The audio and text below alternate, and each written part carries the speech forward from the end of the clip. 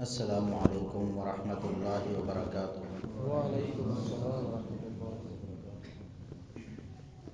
ان الحمد للہ والصلاة والسلام علی رسول اللہ۔ اللہم صلی علی محمد وعلی آل محمد کما صلیت علی ابراہیم وعلی آل ابراہیم انک حمید مجید۔ اللہم بارک علی محمد وعلی آل محمد کما بارکت علی ابراہیم وعلی آل ابراہیم انک حمید مجید۔ اما بعد فاعوذ باللہ السمیع العلیم من الشیطان الرجیم من ہمزہ ونفخہ ونفثہ۔ بسم اللہ الرحمن الرحیم۔ لا يستوي منكم من أنفق من قبل الفتح وقاتل أولئك أعظم درجة من الذين أنفقوا من بعد وقاتلوا وكلا وعد الله الحسنى۔ انتہائی قابل احترام میرے بزرگوں، عزیز نوجوان ساتھیوں، اللہ رب العزت کے فضل و احسان سے صحابہ کرام رضوان اللہ علیہم اجمعین کی عظمت کے حوالے سے یہ پروگرام منعقد کیا گیا ہے۔ پچھلے ماہ بھی عظمت صحابہ پہ پروگرام ہوا تھا اور اس میں صحابہ کرام رضوان اللہ علیہم اجمعین کی عمومی عظمت اور فضیلت، ان کے عمومی مناقب وہ زیادہ بیان ہوئے تھے، اور اس میں نے عرض کیا تھا کہ صحابہ کرام سارے کے سارے جنتی ہیں۔ جس شخص پر لفظ صحابی بول دیا گیا ہے، امت نے اس کو صحابی مان لیا ہے، جو نبی کریم صلی اللہ علیہ وسلم کی صحابیت سے مشرف ہو گیا ہے، وہ شخص جہنم میں نہیں جا سکتا۔ اس کے دلائل بھی میں نے بیان کیے تھے۔ ان میں سے ایک آیت سورۃ الحدید کی 10 نمبر آیت ہے۔ لا يستوي منكم من انفق من قبل الفتح وقاتل۔ اللہ رب العزت نے ارشاد فرمایا صحابہ کرام کو مخاطب فرما کر کہ تم میں سے جو فتح سے پہلے مسلمان ہوئے، انہوں نے اپنا مال خرچ کیا، انہوں نے اللہ کی راہ میں جہاد کیا، ان کی شان اور ان کا مقام بڑا اعلیٰ ہے، بہت بلند ہے۔ جو لوگ بعد میں مسلمان ہوئے، بعد میں انہوں نے جہاد کیا، بعد میں مال خرچ کیا اسلام کے لیے، وہ فتح سے پہلے والوں کے برابر نہیں ہو سکتے۔ لیکن وَكُلًّا وَعَدَ اللَّهُ الْحُسْنَى، یہ فرق مراتب کے باوجود ہر ایک کا مقام و مرتبہ اپنا اپنا، لیکن ایک چیز میں سب برابر ہیں کہ وَكُلًّا وَعَدَ اللَّهُ الْحُسْنَى، اللہ رب العزت نے سب سے جنت کا وعدہ کیا ہے۔ سارے صحابہ جنتی ہیں، قرآن کریم کی اس آیت سے بالکل واضح طور پر معلوم ہوتا ہے۔ اسی لیے ہمارے جو اس شہر کے انجینئر صاحب ہیں، ہمیں ان سے ہمدردی ہے، اللہ رب العزت انہیں ہدایت نصیب فرمائے۔ ہم ان کی خیر خواہی چاہتے ہیں، انہیں دعوت فکر دیتے ہیں، ہمیں ان سے کوئی دشمنی نہیں۔ یہ ایک آیت ایسی واضح اور صریح دلیل تھی کہ اس سے پھر ان کے لیے بچ نکلنا ممکن ہی نہیں تھا۔ باقی تو ہر آیت کے بارے میں وہ کہتے ہیں یہ تو جی صلح حدیبیہ والوں کے لیے ہے، بیعت رضوان والوں کے لیے ہے، یہ اس کے لیے ہے، یہ اس کے لیے۔ اس آیت پہ آ کے وہ پھنس گئے اور یہ ماننے پر مجبور ہو گئے کہ اللہ رب العزت نے سب صحابہ سے جنت کا وعدہ کیا ہے۔ اس لیے انہوں نے ترجمے میں پھر ہیر پھیر کرنے کی کوشش کی۔ دوسروں کو وہ کہتے ہیں کہ جو لوگ قرآن کریم کے ترجمے میں جو بریکٹیں لگاتے ہیں نا، ساری کاروائی بریکٹوں میں ہوتی ہے، کیونکہ جو بریکٹوں سے باہر ہے وہ تو الفاظ کا ترجمہ ہے۔ جب بریکٹ لگے گی تو پھر اپنا مطلب یا اپنا مدعا قرآن کریم میں ڈالنے کی کوشش کی جائے گی. تو یہاں بھی انہوں نے پھر بریکٹ لگائی تو کہتے ہیں وَكُلًّا وَعَدَ اللَّهُ الْحُسْنَى، اللہ رب العزت نے سب سے جنت کا وعدہ کیا ہے، سب صحابہ جنت میں جائیں گے، لیکن الٹیمیٹلی آخر کار وَكُلًّا وَعَدَ اللَّهُ الْحُسْنَى، لیکن نبی کی صحبت کی برکت سے الٹیمیٹلی اللہ تعالیٰ نے سب کے ساتھ اچھا وعدہ کیا ہوا ہے. یعنی نبی علیہ السلام کے اوپر جو اصحاب چاہے بالکل اینڈ پہ بھی ایمان لے کر آئے، بشرطے کہ وہ مرتے دم تک ایمان پر قائم رہے، ان کی کمزوریوں سے اللہ تعالیٰ درگزر فرما کے الٹیمیٹلی ان کے لیے اچھا انجام کرے گا، جنت والا. اور یہ صرف صحابہ کی خصوصیت نہیں ہے، بلکہ پوری امت میں جس نے بھی مرتے دم تک ایمان پر قائم رہا اس کے لیے اچھا وعدہ ہے. کہنے کا کیا مطلب ہے کہ سب صحابہ پہلے ہی مرتبہ شروع میں ہی جنت میں نہیں چلے جائیں گے، سارے جنت میں جائیں گے، لیکن الٹیمیٹلی آخر کار جنت میں جائیں گے. اب آخر کار کی یہ جو بریکٹ ہے، آپ قرآن کریم پڑھ کے دیکھ لیں، کوئی ترجمہ اٹھائے. انجینئر صاحب اس قابل نہیں ہے کہ وہ ترجمہ کریں، نہ انہیں ترجمہ آتا ہے. ظاہر ہے وہ تو ترجمے والی کتابیں پڑھتے ہیں، ترجمے والی کتابوں سے حوالے پیش کرتے ہیں. قرآن کریم کا ترجمہ بھی انہوں نے خود نہیں کیا، وہ کوئی ترجمہ پڑھتے ہیں. کوئی ایک ترجمہ کسی مستند عالم کا کیا ہوا وہ پیش کریں کہ اس آیت میں، سورہ حدید کی آیت نمبر 10 قرآن کریم میں، آپ گھر جا کر اٹھائیں قرآن کریم اور کوئی ترجمہ پڑھیں، اہل سنت کے کسی مکتبہ فکر کا کوئی ترجمہ پڑھیں، آپ کو یہی ترجمہ ملے گا جو میں نے آپ کے سامنے پیش کیا ہے کہ حفظ مراتب ہے، فرق مراتب ہے، صحابہ کرام کی شان اور مقام الگ الگ ہے. ابو بکر رضی اللہ عنہ کی شان کو عمر فاروق نہیں پہنچ سکتے، ان کی شان کو عثمان غنی نہیں پہنچ سکتے، ان کی شان کو علی مرتضیٰ نہیں پہنچ سکتے. شان اپنی اپنی، مقام اپنا اپنا، لیکن وَكُلًّا وَعَدَ اللَّهُ الْحُسْنَى، اچھا وعدہ یعنی جنت کا وعدہ اللہ رب العزت کا سب صحابہ سے ہے. ہر ترجمہ آپ کو یہی ملے گا، لیکن یہ جو الٹیمیٹلی کی بریکٹ لگائی یہ مرزا صاحب نے لگائی ہے، آپ کو کسی ترجمے میں نہیں ملے گی. عربی جاننے والے ایسی حرکت نہیں کر سکتے کیونکہ انہیں پتا ہے کہ یہاں ترجمہ غلط ہو جائے گا. اس لیے آپ لوگوں کو سمجھ جانا چاہیے، اور انجینئر صاحب سے جو لوگ متاثر ہیں انہیں بھی سمجھنا چاہیے. یہ ان کے لیے دعوت فکر ہے کہ وہ جا کے ان سے سوال کریں. انجینئر صاحب ادب و احترام سے آپ سے یہ سوال ہے کہ یہ الٹیمیٹلی کا ترجمہ آپ نے کہاں کس لفظ کا کیا ہے؟ قرآن کریم میں لوگوں کو وہ کہتے ہیں کہ یہ قرآن کریم کے منہ میں اپنا لقمہ ڈالنے والی بات ہے. تو یہ قرآن پاک کے ساتھ خیانت کرنا ہے اور اپنا لقمہ قرآن کے منہ میں ڈالنے والی بات ہے، اس سے بڑی کوئی خیانت نہیں ہو سکتی. تو یہ جو قرآن کریم کی آیت میں اپنا لفظ انہوں نے داخل کیا ہے، اس کی کیا دلیل ہے؟ کس لفظ کا یہ ترجمہ ہے اور وہ یہ کرتے کیوں ہیں؟ اس لیے کہ بعض صحابہ کرام رضوان اللہ علیہم اجمعین سے مرزا صاحب کو دلی ایک دشمنی اور بغض ہے، جس کا اظہار وہ الفاظ سے بھی کرتے ہیں. سیدنا معاویہ رضی اللہ عنہ عالم اسلام کی ایک جلیل القدر ہستی ہے، نبی کریم صلی اللہ علیہ وسلم کے ایک جلیل القدر صحابی ہیں. ان کے فضائل و مناقب پہ بات پچھلے درس میں تھوڑی سی ہوئی تھی، اشارتاً کچھ باتیں میں نے عرض کی تھی، اور ان کی شان اور ان کے مناقب پہ بات کئی گھنٹے کئی دن ہو سکتی ہے اللہ کے فضل و کرم سے. لیکن صرف ایک موضوع ان کی شان میں سے، صرف ایک بات ان کے مقام اور مناقب میں سے، کہ اللہ کے رسول صلی اللہ علیہ وسلم نے انہیں جنت کی خوشخبری دی. جس طرح ابو بکر و عمر عثمان و علی رضی اللہ عنہم کو جنت کی خوشخبری ملی، جس طرح عشرہ مبشرہ کو جنت کی خوشخبری ملی، جس طرح اہل بدر کو جنت کی خوشخبری ملی، جس طرح بیت رضوان والوں کو جنت کی خوشخبری ملی، اسی طرح سیدنا معاویہ رضی اللہ عنہ کو اللہ کے رسول صلی اللہ علیہ وسلم کی زبانی جنت کی خوشخبری ملی. لیکن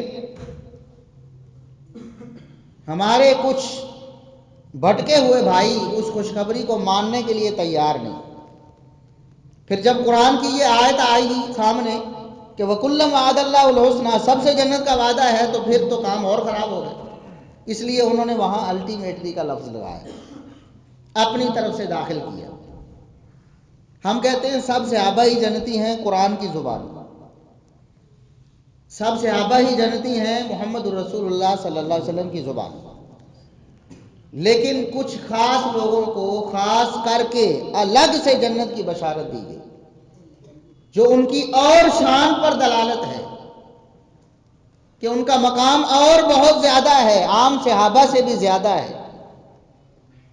تو وہ صحیح بخاری کی وہ حدیث جو امام بخاری رحمۃ اللہ علیہ باب ما قیل فی قتال الروم، روم کی لڑائی کے بارے میں جو روایات آئی ہیں، جو باتیں بیان ہوئی ہیں شریعت میں، ان کا بیان، اور اس میں امام بخاری رحمۃ اللہ علیہ نے اپنی سند سے وہ حدیث بیان کی، 2924 نمبر حدیث ہے، 2924 نمبر۔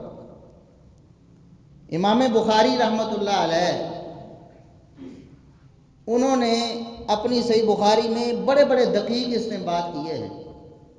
بعض لوگوں کو یہ بات سمجھ نہیں آتی، بڑے بڑے علماء کو بسا اوقات حیرانی ہو جاتی ہے، تو عام بندہ جو عربی زبان کو سمجھتا ہی نہیں ہے، جس کو بنیادی باتوں کا ہی نہیں پتا، وہ اٹھ کے کہتا ہے نہیں صحیح بخاری میں ایسے نہیں، ایسے لکھا ہوا ہے، یا امام بخاری نے یہ روایت یہاں نہیں یہاں کیوں لائی ہے۔ وہ کہتے ہیں جی سیدنا معاویہ رضی اللہ عنہ کے فضائل میں یہ حدیث امام بخاری کیوں نہیں لے کے آئے؟ بھئی جب اس میں فضیلت لکھی ہوئی ہے تو امام بخاری نہیں لے کے آئے۔ کتنی حدیثیں ایسی ہیں کہ سیدنا علی رضی اللہ عنہ کے فضائل میں وہ حدیث امام بخاری صحیح بخاری میں نہیں لائے، ویسے صحیح بخاری میں وہ حدیث موجود ہے، لیکن سیدنا علی رضی اللہ عنہ کی فضیلت بھی اس میں ہے، اس کے باوجود امام بخاری سیدنا علی کے فضائل میں اسے لے کے آئے نہیں۔ اس کی کئی ایک وجوہات ہیں، مثلا ایک وجہ تو یہ ہے کہ امام بخاری رحمۃ اللہ علیہ نے اختصار بھی کیا ہے بہت جگہوں پر، ایک چیز ایک جگہ بیان ہو گئی ہے، دوسری جگہ اس سے مضبوط چیز موجود ہے یا اس جیسی چیز موجود ہے، تو اس کو امام بخاری رحمۃ اللہ علیہ نے اس جگہ سے سکپ کر دیا، یا اس کی کوئی دوسری سند اور متن نہیں تھا، امام بخاری رحمۃ اللہ علیہ کے پاس اس کی ایک ہی سند یا ایک ہی متن تھا، یا دو چار سندیں اور متن تھے جو دوسری جگہ پر ذکر کرنا ضروری تھے۔ تو امام بخاری رحمۃ اللہ علیہ کی یہ عادت مبارکہ ہے کہ وہ کسی حدیث کو دوبارہ اسی سند اسی متن ان لفظوں کے ساتھ لے کے نہیں آتے، یا تو سند کا کوئی فائدہ ہوتا ہے یا متن کا۔ شاید ایک یا دو مقامات ایسے ہیں، ایک یا دو حدیثیں ہیں تقریباً 7.25 ساڑھے 7 ہزار حدیثوں میں سے کہ جن کو امام بخاری رحمۃ اللہ علیہ اسی سند اور متن سے دوبارہ لے کے آئے۔ یہ ان کا انداز ہے، اس کو سمجھے نہیں، کہتے ہیں کہ امام بخاری اس کو فلاں باب میں کیوں لے کے آئے۔ یہ تو علماء کے سمجھنے کی بات تھی اور انہوں نے سمجھی بھی، اور کسی نے اس بات پر اعتراض نہیں کیا علماء میں سے کہ امام بخاری رحمۃ اللہ علیہ اس کو فلاں باب میں نہیں، فلاں میں کیوں لے کے آئے، فلاں میں کیوں نہیں لائے۔ تو امام بخاری رحمۃ اللہ علیہ نے قتال روم کے بارے میں جو احادیث ذکر کی اس میں یہ 2924 نمبر حدیث بھی ذکر کی۔ وہ فرماتے ہیں حدثنی اسحاق بن یزید الدمشقی، امام بخاری کے استاد اسحاق بن یزید الدمشقی ہیں، وہ کہتے ہیں حدثنا یحییٰ بن حمزہ تھا۔ محدثین نے کتنا اہتمام کیا ہے احادیث کی جانچ پرکھ میں اور ان کی حفاظت میں، لفظ ایک ہی ہے۔ اب امام بخاری کہتے ہیں حدثنی، بہت سارے مقامات پر وہ حدثنا کہتے ہیں، حدثنا کا مطلب ہے ہمیں حدیث بیان کی، اور حدثنی کا مطلب ہے مجھے حدیث بیان کی۔ یہ اس بات کا اشارہ ہے کہ یہ حدیث امام بخاری نے اکیلے سنی ہے اپنے استاد سے، اور ایک حدیث مجمع میں سنی ہے، اس بات کا بھی لحاظ رکھا ہے انہوں نے، اور صرف اپنے اساتذہ سے نہیں، پوری سند میں اپنے استاد اس کے استاد سے، جہاں ان سے ہے وہاں ان سے بیان کیا، جہاں حدثنا ہے وہاں حدثنا ہے، جہاں حدثنی ہے وہاں حدثنی ہے، جہاں سمیتو ہے وہاں سمیتو ہے، جہاں اخبرنا انبانا وہاں وہی ہے۔ یہ محدثین کی ایک کمال دیانتداری ہے، اور ایسا دنیا میں کوئی اور فن، کوئی اور کتاب، کسی اور ہستی کی ایسی سیرت یا کردار اس طرح جمع نہیں ہوا ہے۔ ایک ایک لفظ جس کا کوئی فرق نہیں پڑتا حدثنی اور حدثنا سے یا اخبرنی، کوئی فرق نہیں پڑتا۔ لیکن امام بخاری رحمۃ اللہ علیہ فرماتے ہیں حدثنی اسحاق بن یزید الدمشقی، اور آگے حدثنا اسحاق بن یزید دمشقی جو امام بخاری کے استاذ ہیں، وہ کہتے ہیں ہمیں یہ حدیث بیان کی یحییٰ بن حمزہ نے، اور وہ یحییٰ بن حمزہ جو ہے وہ اس حدیث کو بیان کرتے ہیں حدثنی ثور بن یزید، اپنے استاد ثور بن، وہ پھر حدثنی کہتے ہیں کہ یحییٰ بن حمزہ کہتے ہیں مجھے یہ حدیث میرے استاد ثور بن یزید نے بیان، سبحان اللہ۔ وہ آگے عن خالد بن معدان، خالد بن معدان رحمہ اللہ تابعی ہیں، ان سے بیان کرتے ہیں۔ خالد بن معدان کہتے ہیں کہ ان عمیر بن الاسود الانسی حدثہ، عمیر بن اسود انسی نے اسے یہ حدیث بیان کی۔ وہ کہتے ہیں کہ ہم عبادہ بن صامت رضی اللہ عنہ کے پاس آئے، وہ اس وقت ہمس میں تھے، شام کا ایک علاقہ ہے، اپنے گھر میں تھے، اور ان کے ساتھ ان کی زوجہ محترمہ سیدہ ام حرام رضی اللہ عنہا بھی موجود تھی۔ ام حرام رضی اللہ عنہا نبی کریم صلی اللہ علیہ وسلم کی جلیل القدر صحابیہ ہیں، انصاریہ تھیں، سیدنا انس بن مالک رضی اللہ عنہا کی خالہ تھیں۔ تو وہ ان کے پاس کہتے ہیں کہ وہ بھی موجود تھی، تو فحدثتنا، انہوں نے ہمیں یہ حدیث بیان کی، ام حرام رضی اللہ عنہا نے، کہ رسول اللہ صلی اللہ علیہ وسلم نے فرمایا اول جیش من امتی یغزون البحر قد اوجبوا، کہ اللہ کے رسول صلی اللہ علیہ وسلم نے فرمایا تھا کہ میری امت کا سب سے پہلا لشکر جو غزوہ بحر کرے گا انہوں نے اپنے لیے جنت کو واجب کر لیا ہے، انہوں نے اپنے اوپر جنت کو واجب کر لیا ہے، جنت ان کے لیے پکی ہو گئی ہے۔ اور میں پہلے بھی عرض کر چکا ہوں کہ غزوہ بحر نبی کریم صلی اللہ علیہ وسلم کی وفات کے بہت بعد ہوا۔ سیدنا ابوبکر صدیق رضی اللہ عنہ کا دور بھی گزرا، عمر فاروق رضی اللہ عنہ کا دور بھی گزرا، عثمان رضی اللہ عنہ کے دور میں یہ غزوہ بحر ہوا ہے۔ تو نبی کریم صلی اللہ علیہ وسلم نے کئی عشرے پہلے اپنی زندگی میں اپنی زبان مبارکہ سے اللہ رب العزت کی وحی سے یہ بتایا کہ میری امت کا ایک لشکر جو سب سے پہلے غزوہ بحر کرے گا، یعنی سمندر پار کر کے دوسرے بر اعظموں میں جا کر اسلام کے جھنڈے گاڑے گا، وہ لشکر اللہ رب العزت کی طرف سے اسے یہ فضیلت ملی ہے کہ اللہ نے ان کے سارے گناہ ایڈوانس میں معاف کر دیے، جنت ابھی سے پکی ہوگی۔ یہ حدیث، اس حدیث پر اعتراض کیا اسحاق جالوی صاحب نے۔ اسحاق جالوی صاحب فیصل آباد کے تھے، وہ اپنے آپ کو شروع میں اہل حدیث شو کرتے رہے، حقیقت میں شیعہ نظریات کے حامل تھے، صحابہ کرام کے بارے میں ان کے وہی نظریات ہیں جو شیعہ حضرات کے ہوتے ہیں۔ تو سیدنا معاویہ رضی اللہ عنہ کی یہ فضیلت انہیں ہضم نہیں ہوئی، وہ کہتے ہیں کہ صحیح بخاری کی یہ حدیث جھوٹی ہے۔ کیا کہتے ہیں؟ صحیح بخاری کی یہ حدیث 2924 نمبر، یہ جھوٹی روایت ہے۔ اس کی وجہ کیا ہے؟ کہتے ہیں اس کی وجہ یہ ہے کہ اس کے سارے راوی شامی ہیں۔ کہ بے شک یہ بخاری میں ہے، مصنف عبدالرزاق میں، مگر کون بیان کرتا؟ شروع سے لے کر سارے شامی ہیں، کوئی مکے کا، مدینے کا، عراق کا، دنیا کے کسی مسلمان ملک میں کسی کو خبر نہیں ہے کہ حضور نے یہ اطلاع دی تھی، صرف شامی بیان کرتے ہیں۔ جہاں دارالحکومت تھا معاویہ رضی اللہ عنہ کا، بعد میں یزید اور ان کی ساری اولاد، کلہم شامی گون۔ کون ہے؟ شامی، شام کے علاقے کے رہنے والے ہیں سارے راوی۔ اور چونکہ سیدنا معاویہ رضی اللہ عنہ کا تعلق زیادہ شام سے تھا، پہلے وہاں وہ گورنر رہے اور وہیں سے پھر ان کی حکومت تھی، تو اس لیے جو شام میں رہنے والے ہوں گے وہ معاویہ رضی اللہ عنہ سے محبت کرتے تھے، تو اس محبت میں انہوں نے یہ روایت گاڑ لی، نعوذ باللہ۔ اندازہ کریں، حالانکہ یہی اسحاق جالوی صاحب کئی دفعہ یہ کہہ چکے تھے کہ محدثین نے اس بات کی پوری پرکھ کی کہ کوئی جھوٹا تو نہیں ہے۔ اگر کوئی جھوٹ بولتا تھا تو اس کی روایت وہ نہیں لیتے تھے۔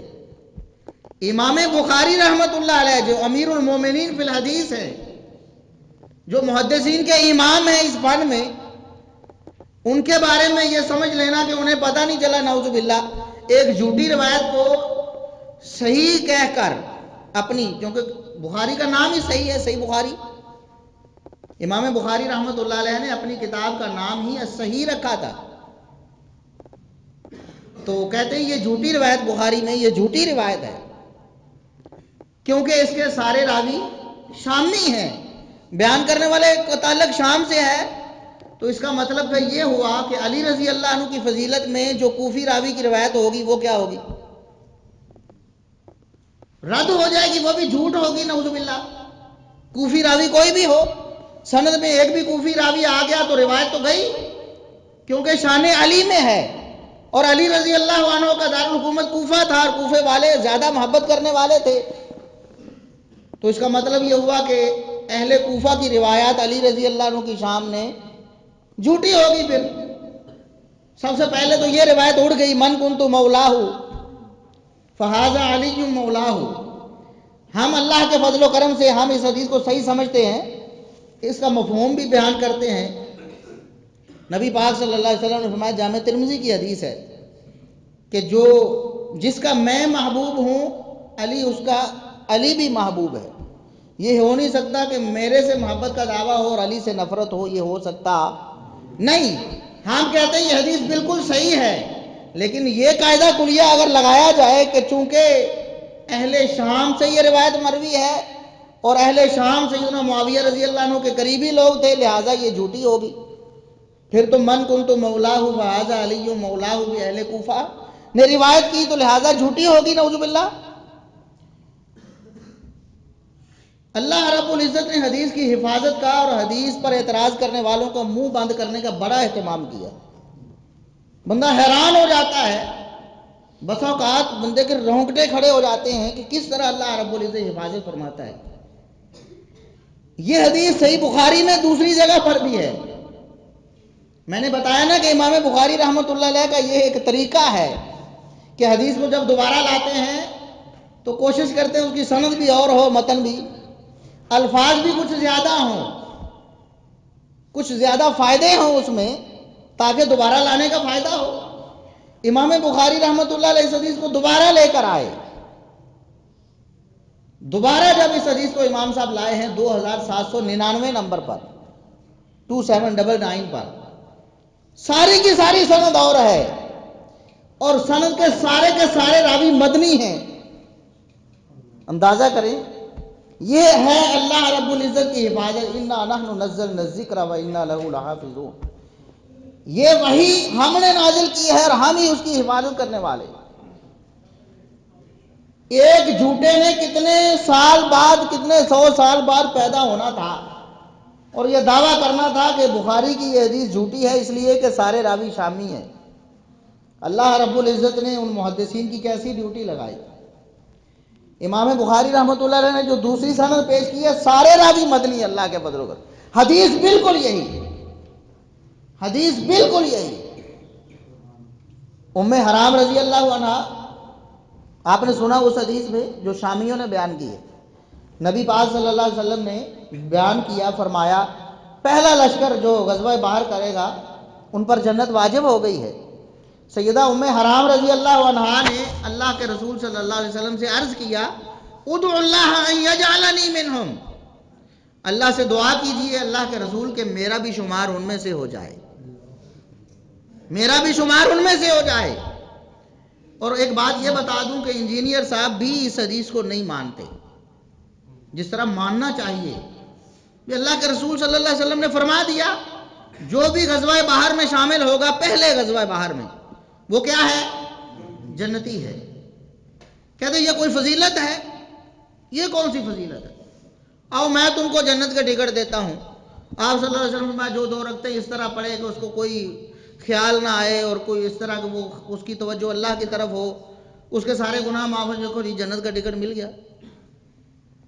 ایک ہے جو شخص ایسا کرے اور ایسا ممکن ہے، بھلا ہوتا ہے عام حالات میں، پتہ نہیں کس کو نصیب ہو، ایسی دو رکھتے ہیں جس میں اس کا دھیان کسی طرف بھی نہ جائے، کس کو نصیب ہو؟ اور دوسرا اللہ کے رسول فرمائیں کہ یہ کرنے والے جنہوں نے یہ کرنا ہے اور انہوں نے کیا بھی، ان پر جنت واجب ہوگی۔ کیا یہ دونوں چیزیں برابر ہیں؟ تو بتانے کا مقصد یہ ہے کہ سیدہ ام حرام رضی اللہ عنہا نے اس کو فضیلت سمجھا، فوراً تڑپ کر کہا اللہ کے رسول ادعو اللہ ان یجعلنی منہم، دعا کیجئے اللہ میرا بھی شمار ان میں کر لے۔ یہ کہتے ہیں فضیلت ہی کوئی نہیں۔ اچھا، یہ حدیث ہے جو امام بخاری رحمۃ اللہ علیہ نے وہاں پیش کی ہے 2924 نمبر پر، اور جو 2799 نمبر پہ پیش کی ہے اس کی ساری سند مدنی ہے۔ امام بخاری فرماتے ہیں حدثنا عبداللہ ابن یوسف، عبداللہ بن یوسف المدنی ہے، اہل شام سے ان کا کوئی تعلق نہیں، مدنی راوی ہیں عبداللہ بن یونس۔ قال حدثنی اللیث، مجھے لیث بن سعد نے یہ حدیث بیان کی، وہ بھی المدنی ہے۔ لیث بن سعد وہ بیان کرتے کہ قال حدثنا یحییٰ، ہمیں یحییٰ نے، یحییٰ بن سعید انصاری، وہ بھی مدنی ہیں، وہ کہتے ہیں این یحییٰ بن محمد بن حبان، یحییٰ بن محمد بن حبان سے یہ روایت بیان کرتے ہیں، یہ بھی مدنی راوی ہیں، اور وہ بیان کرتے ہیں انس بن مالک رضی اللہ عنہ، سیدنا انس بن مالک رضی اللہ عنہ سے ابھی، وہ بھی مدنی ہیں، صحابی بھی مدنی ہیں۔ اور وہ ان خالتی ہی ام حرام بنت ملحان، وہ اپنی خالہ سیدہ ام حرام بنت ملحان رضی اللہ عنہا سے یہ حدیث بیان کرتے ہیں۔ اور اللہ کے فضل سے عبداللہ بن یوسف امام بخاری کے استاد سے لے کر سیدہ ام حرام تک ہر راوی، چاہے صحابی ہے، تابعی ہے، تبع تابعی ہے، بعد والا ہے، سارے کے سارے مدنی ہیں۔ اور حدیث آگے وہی ہے، بیان کرتی ہیں کہ نام النبی صلی اللہ علیہ وسلم یومن قریبا منی، ایک دن نبی کریم صلی اللہ علیہ وسلم میرے گھر میں سو گئے، پھر آپ صلی اللہ علیہ وسلم بیدار ہوئے تو مسکرا رہے تھے، فقلت ما اضحکک، میں نے عرض کیا اللہ کے رسول آپ کو کس چیز نے ہنسا دیا ہے، کس چیز کی خوشی ہوئی ہے آپ کو، ہمیں بھی بتائیے۔ تو آپ صلی اللہ علیہ وسلم نے فرمایا اناس من امتی عرضوا علیہ، میری امت کے کچھ لوگ میرے اوپر پیش کیے گئے، میری امت کے کچھ لوگ میرے اوپر پیش، یعنی خواب میں نے دیکھا انہیں، یرکبون ھذا البحر الاخضر، وہ لوگ کون ہیں جو اس سب سمندر میں سوار ہوں گے، سمندری جہاد کریں گے سب سے پہلے۔ میں نے خواب میں کیا دیکھا، کل ملوک علی الاسرہ، وہ بادشاہوں کی طرح تختوں پہ ٹیکے لگائے ہوئے، بادشاہوں کی طرح جنت کے تختوں پر ٹیکے لگائے ہوئے میں نے دیکھا انہیں۔ کون فرما رہا ہے؟ محمد الرسول اللہ صلی اللہ علیہ وسلم فرمایا مجھے ابھی خواب آیا ہے سوئے ہوئے۔ انبیاء کا خواب کیا ہوتا ہے؟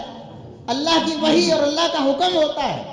اللہ رب العزت نے وحی نازل فرمائی، اپنے نبی کریم صلی اللہ علیہ وسلم کو خواب میں دکھا دیا کہ غزوہ باہر کرنے والا ایک ایک فوجی، ایک ایک سپاہی جنت میں تختوں پہ ٹیکے لگائے ہوئے، اور سیدنا معاویہ رضی اللہ عنہ تو اس غزوے کے سپہ سالار ہیں، وہ غزوہ ان کی سربراہی میں ہوا ہے۔ اور بعض لوگ کہتے ہیں کیا دلیل ہے؟ یہ شروع میں بعض لوگ بڑے الجھتے تھے ہمارے ساتھ، جو مرزا صاحب سے بڑے متاثر تھے، وہ کہتے ہیں یہ بات تو ٹھیک ہے جی، ہم مان لیا فضیلت ہے، لیکن یہ ثابت کرو کہ سیدنا معاویہ اس میں شامل تھے۔ اور سبحان اللہ، آپ کی عقلوں کو سلام، آپ کی عقلوں کو سلام۔ صحیح بخاری کی اسی حدیث میں 2799 نمبر، سیدنا عبادہ بن صامت رضی اللہ عنہ وہ بتاتے ہیں کہ ہم سیدنا معاویہ رضی اللہ عنہ کے ساتھ سیدنا معاویہ رضی اللہ عنہ کی سربراہی میں یہ غزوہ کرنے کے لیے گئے، بالکل وہی حدیث جس پر اعتراض کیا گیا کہ یہ تو اہل شام نے گڑھی ہے، اہل مدینہ سے ساری سند مدنیوں کی ہے۔ امام بخاری رحمۃ اللہ علیہ دوسری جگہ پہ لے کے آئے ہیں۔ اتنی دقیق باتوں کو ایک انجینئر کیسے سمجھے گا؟ یہ تو اللہ رب العزت کا فضل و احسان ہے علماء پر، جو ان چیزوں کو سمجھتے ہیں اور لوگوں کی رہنمائی کرتے ہیں، اور ہم نے بھی اللہ کے فضل و کرم سے علماء سے پڑھا ہے۔ تو بتانے کا مقصد یہ ہے کہ سیدنا معاویہ رضی اللہ عنہ کا جنتی ہونا یہ بلا شبہ ایک مسلمہ امر ہے، اور یہ صرف ہم نہیں، بڑے بڑے ائمہ نے امام ابن عبد البر رحمہ اللہ وہ فرماتے ہیں کہ نبی کریم صلی اللہ علیہ وسلم کو جو خواب آیا نا، انبیاء کے خواب وہی ہوتے ہیں، تو یہ اللہ رب العزت نے یہ ان صحابہ کرام کی فضیلت ہے جنہوں نے غزوہ بحر میں بعد میں شامل ہونا۔ پھر ایک اعتراض یہ ہے جی نام تو نہیں لیا گیا نا، بتاؤ کہاں نام ہے کہ معاویہ رضی اللہ عنہ کے لیے جنت کی بشارت؟ ایک یہ اعتراض ہوتا ہے، اور انجینئر صاحب بھی یہ اعتراض کرتے ہیں۔ حالانکہ تھوڑی سی اگر بندہ عقل استعمال کرے، بولنے سے پہلے تھوڑا سا سوچ لے، تو کبھی بھی ایسی بات نہیں کر سکتا، کیونکہ صحیح بخاری کی حدیث ہے، اللہ کے رسول صلی اللہ علیہ وسلم نے اہل بدر کی فضیلت بیان کی۔ کن کی؟ بدریوں کی، بدر میں لڑائی کرنے والے صحابہ کرام کی فضیلت۔ بدر میں لڑائی کرنے والے صحابہ کرام کی فضیلت کیا تھی؟ کہ اللہ کی راہ میں انہوں نے جہاد کیا۔ یہ فضیلت کیا ہے؟ اللہ کے رسول صلی اللہ علیہ وسلم نے فرمایا لعل اللہ قد اطلع علی اہل بدر، اللہ رب العزت نے اہل بدر کو اپنی خاص نظر کرم سے دیکھا ہے، ان کی طرف اللہ نے جھانکا ہے، فقال اور فرمایا ہے اعملوا ما شئتم فقد غفرت لكم، جاؤ بدر والو آج کے بعد جو بھی کرتے رہو میں نے تمہیں معاف کر دیا۔ اب یہ فضیلت کس کی ہے؟ نام لیں، کس صحابی کی فضیلت ہے؟ ابو بکر رضی اللہ عنہ کی یہ فضیلت ہے یا نہیں؟ نام آیا ہے ابو بکر کا کہیں؟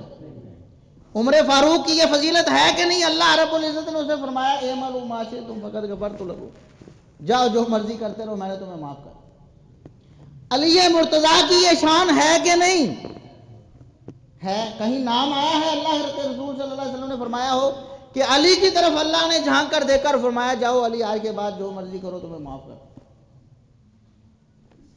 کسی صحابی کا نام لیا نہیں، تو پھر یہ کس صحابی کی شان ہے؟ کسی کی بھی نہیں، کیونکہ شان کے لیے تو ضروری ہے نام لیا جائے۔ حد ہوگی بھی، یعنی تھوڑی سی عقل بندہ استعمال کرے صحابہ کرام کے بغض میں یا ان کی دشمنی میں، اتنا ہی عقل سے پیدل ہو جائے اور اس قدر بھونڈی باتیں کرنے لگے کہ تھوڑا سا بھی بندہ سوچے گا تو اس کو پتہ چلے گا یار یہ کس طرح کی باتیں ہیں۔ تو سیدنا معاویہ رضی اللہ عنہ کے جنتی ہونے میں بالکل کوئی شبہ نہیں، صحابہ میں سے کسی کو نہیں، تابعین میں سے کسی کو نہیں، تبع تابعین میں سے کسی کو نہیں، ائمہ دین میں سے کسی کو نہیں۔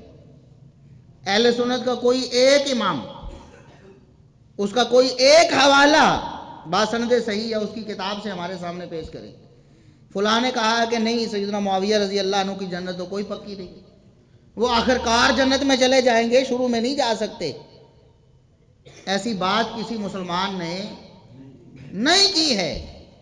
ہاں وہ لوگ جو صحابہ کرام سے دشمنی رکھتے ہیں وہ یہ بات کرتے رہے اور آج بھی کرتے ہیں، اللہ رب العزت انہیں ہدایت نصیب فرمائے۔ ایسی عظیم الشان ہستی ہے کہ جس کو اللہ کے رسول صلی اللہ علیہ وسلم نے اس کے ایک عمل کے کرنے کے کئی اشرے پہلے ہی یہ فضیلت، یہ بالکل اسی طرح کی فضیلت ہے جس طرح بدیوں کو فرمایا نا جاؤ آج کے بعد جو مرضی کرو میں نے تمہیں معاف کر دیا ہے۔